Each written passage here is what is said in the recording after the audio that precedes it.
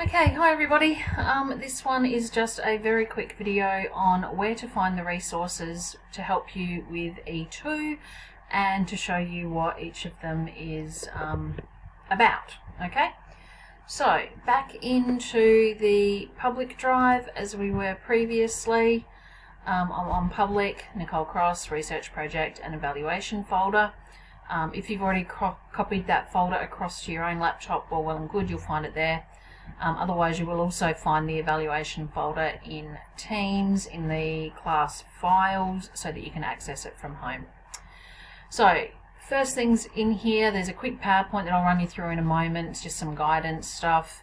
Further on down here there is a handout from the SACE board about understanding E2 with a little bit of an acronym to help you understand what the markers are looking for, and there's a student planner which is a worksheet basically to help you get started for E2.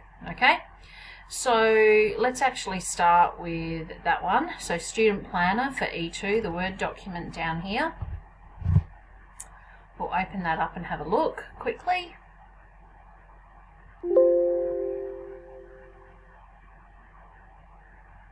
Alright, so E2 is about what problems and challenges you faced within your research. So within the research processes that you undertook, for example, if you were interviewing someone, or if you were conducting a survey, or if you were conducting online research looking for academic papers or online archival research, or if you were looking for news articles, etc., what were the problems and the challenges that you faced?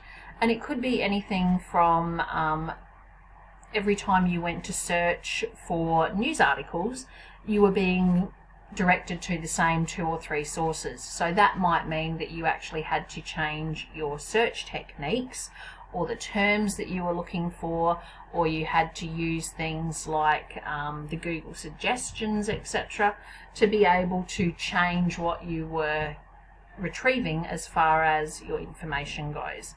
So this is just a bit of a brainstorm to get you thinking along those lines to start with. Talk about up here, research process. So your research process, as I said, it might be online research, it might be the survey. A challenge that you might have faced with your survey, how do you actually target the audience that you want for your responses? Or a problem with your interview, never being able to actually meet up with the person that you want to interview at a time that was appropriate for them. Or a challenge might have been that the questions that you asked within your interview, you hadn't actually considered enough how you were going to use them in the outcome afterwards, so you didn't ask the right questions. Okay, the decisions or actions that you made as a result of the problem or challenge. So for example, if you couldn't get your survey to enough people to get a reliable or credible set of data, your decision might have been to send it out to a different group, or to send it in a different format, or to approach your teacher and see if they could pass it on to a staff email list or something along those lines. I know a few of you did that kind of thing. Then you have what were the results of that decision or action that you took, and it might be then that you ended up with enough data to make your survey results credible. It might be that after you contacted your interview for this person for the second time and asked a third question, that you actually were able to use that information to your benefit in your outcome. So this is just a bit of a brainstorming. What was your research process? What was the problem or challenge? What was the decision or the action that you made? And what was the outcome of that? How did it actually affect the quality of your overall research project? If you are struggling to think of what those problems and challenges were, hopefully if you go back to your logbook or your folio, your journal, whatever you want to call it, there will be some notes in there from some of the questions that I asked at various times over the semester that will trigger off a couple of, oh yeah, that's right, that was a challenge, that was a problem, that was something that I had to overcome, and it should give you something to write about. You want to identify 2 or 3 problems or challenges. Again, remembering that you've got 500 words in total, so talking about 2, you've got about 250 words to explain each. If you're talking about 3, you've got sort of 150 or so words to explain each situation.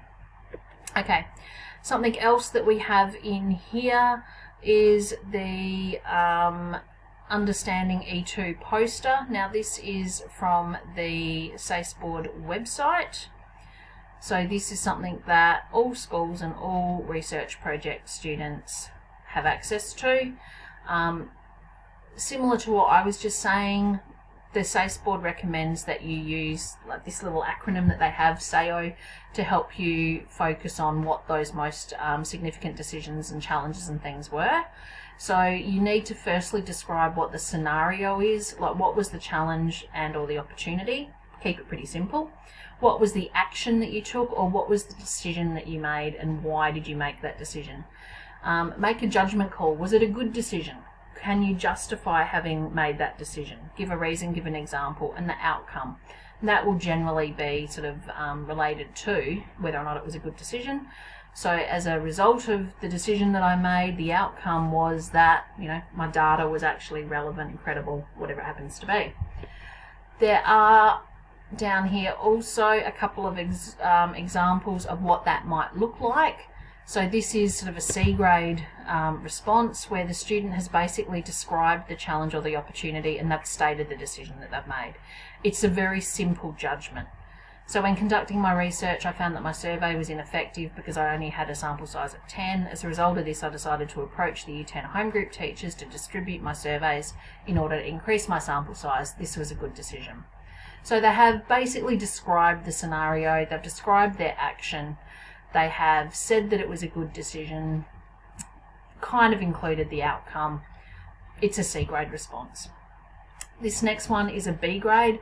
So when conducting my research, I found that my survey was ineffective because I only had a sample size of 10. As a result of this, I decided to approach the Year 10 home group teachers to distribute my surveys in order to increase my sample size. Looking back, I think this decision to seek more responses was effective because I was able to collect more samples, which allowed me to determine that my data was more reliable than it was previously. So that's a little bit more about the outcome has been included in that one. So hopefully you can see how then that takes that from a C to a B. Then we have the A level response where students will describe the challenge and opportunity and state the decision that they made. The judgment of the decision is supported with reasons as to its effectiveness, and a bit of insight is provided by expanding on the possible effects of this decision on their research. So when conducting my research, I found that my survey was ineffective because I only had a sample size of 10. As a result of this, I decided to approach the Year 10 home group teachers to distribute my surveys in order to increase my sample size. This approach seemed to be the easiest way to create more reliable information because I had more responses, even though some of the responses were not able to be used because they contained some inappropriate comments. Looking back, I think this decision to seek more responses was effective because although I had some inappropriate responses from the younger students, which decreased the survey's validity, I was able to collect more samples which allowed me to increase the reliability of this research method. This in turn gave strength to my emerging key findings that students would like the school to introduce more healthy foods in the canteen. And again, I think it's pretty obvious that you can see an improvement from that B standard there to the A standard.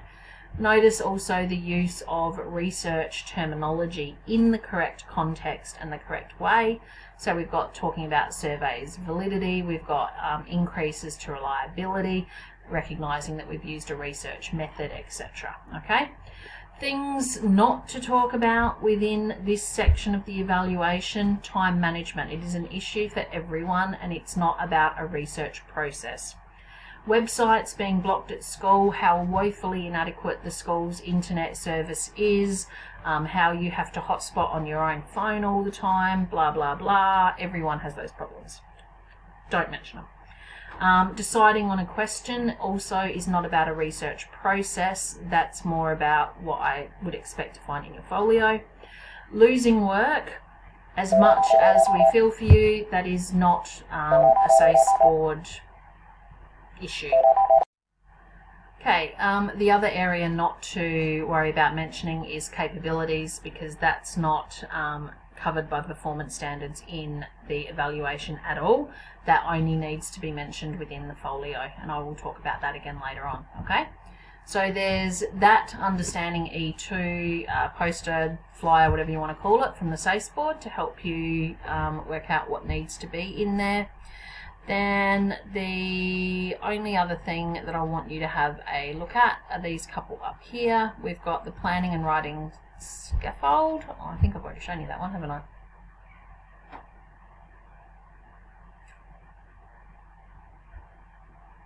Or was it the student planner? Oh, yeah, here. Okay. So this one, the planning and writing scaffold, that's the focus of the other video that you can watch on E2, but that's where you'll find it if you need it. The only other thing in here that you might want to have a look at is the PowerPoint E2 guidance. Now, if you are looking for ways to start writing the various sections for E2, this one starts off with all different kinds of sentence starters, paragraph starters, whatever you want to call them. So remembering that E2 is about you evaluating the decisions made in response to challenges and or opportunities specific to the processes that you have used, the research processes. You have 500 words. You might start off with something like, the major challenge that I faced in completing my research was, the hardest part about undertaking my research was, the thing I found most challenging about collecting or obtaining my information was.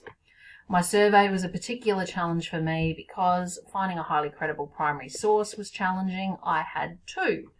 Lack of reliable information on the topic of was a challenge I had to overcome. I did this by. The need to incorporate primary source data was very challenging. The way that I did this was too. My research outcome and the resolution to my question, the way that I benefited from the information I found about in particular. However, if it wasn't for, I may not have had this data. This is because. There's a couple more ideas for various paragraphs or sentence starters there for you. Then when we get down to here, you need to do a similar write-up for the opportunity that you identified. So if you can, do a challenge and an opportunity. If you are doing just two challenges, that's okay as well. But remember to use specific examples that it could not apply to someone else's research project, but only yours. So for example, by talking to local recreational fisherman Gary Fisher, I was able to. This opportunity would not have come along if I hadn't first spoken to Bazza Knotts at the tackle shop. The quality of my outcome was improved due to the expertise of Bill Mann and his experience in training horses. As an international equestrian who has represented Scotland in show jumping, his knowledge gives my findings great weight and reliability. So that is an outcome of that particular opportunity. Finally, don't focus on lack of time. Every SACE student is under the same constraints. ICT failure is not relevant. Your failure to save your work to the H drive, I'm sorry, it's distressful and it's a sob story, but your USB going through the wash doesn't wash with the SACE board. Being too shy or too slow to get in touch with people or not having them answer your email, I'm afraid it's also not relevant. Unless you can in some way specifically tell me how you overcame this and what the outcome of that was and how that impacted upon your final research outcome. Okay, so that's where you will find resources relating to E2. The only other thing I would say, E1, I gave you some examples of what previous students had written for that part. I haven't put anything together like that for E2, but if you go back into the research project folder and into the exemplars folder, where you will find evaluation exemplars, each of these evaluations obviously has a section relating to E2.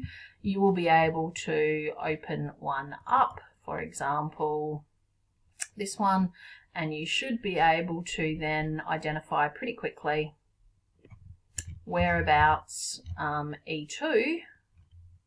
Okay, so we've got evaluation part 1, evaluation part 2. There are a number of challenges presented in the course of my research, each of which were overcome accordingly. So firstly, secondly, additionally. All right, you will find a whole range of examples within that folder for you if you're looking to see what other students have done. Okay, Hope that is helpful. Good luck.